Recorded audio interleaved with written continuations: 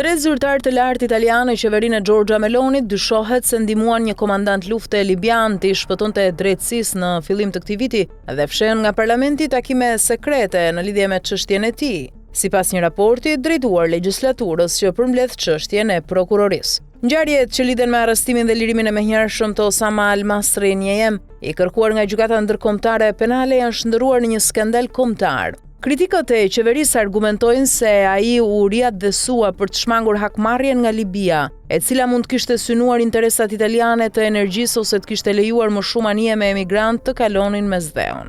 Al-Masri, një oficer i policisë me përvojë të gjatë në burgun famkeq Mitiga të Tripolit, ishte arrestuar në janar në Torino pasi kishte ndjekur një ndeshje futbolli të Juventusit, por u lirua vetëm pas 48 orësh. Gjykata penale ndërkombëtare akuzon atë për krime lufte dhe krime kundër njerëzimit, duke përfshirë torturë, vrasje dhe dhunë seksuale. Ai akuzohet për 22 përdhunime dhe 36 vrasje. Roli i dy ministrave të qeverisë italiane dhe një sekretari i kabinetit në lirimin e tij është tani në hetim, dhe parlamenti do të zhvillojë një votim përfundimtar më 9 tetor nëse imuniteti i tyre parlamentar nga ndjekja penale duhet të hiqet. Përpara votimit, Federico Gianazi, një deputet i Partisë Demokratike të Opozitës dhe raportues parlamentar në komisionin që mbikëqyr çështjet kundër ministrave, përmblodhi çështjen e prokurorëve në një raport. Ndërsa Meloni ka shumicën në parlament, e cila ka të ngjarë të mbrojë ministrat e saj nga gjykimi, procedurat ende kërcënojnë ta turprojnë atë dhe ta lënë të cënueshme ndaj akuzave se qeveria e saj lëmë një anë të drejtën ndërkombëtare nën presion për çështje të nxehta si migracioni.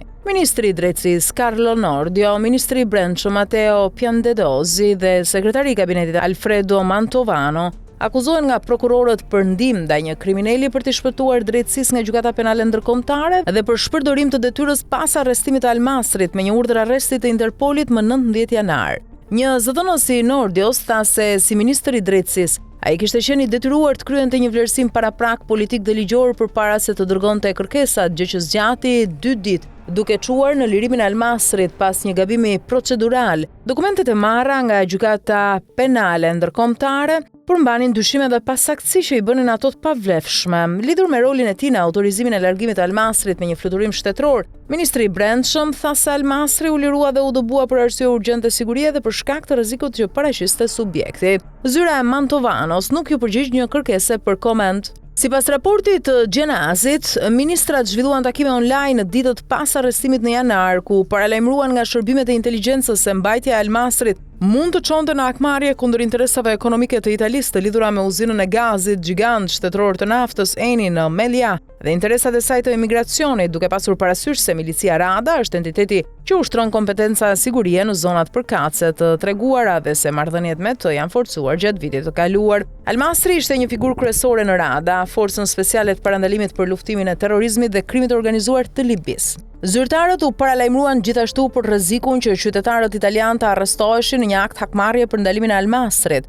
Gjatë takimeve, ministrat vendosën për një strategji mos ndërhyrje që çoi në lirimin e tij për shkak të një gabimi procedural, thuhet në raportin drejtuar deputetëve. Kjo inerci lejoi lirimin e Al-Masrit dhe humbjen e provave potencialisht të rëndësishme në telefona dhe dokumente. Kthimi i tij në Libi me një avion shtetëror italian ku u prit nga turma Brorice lehtësoi vazhdimin e një sjellje të ngjashme.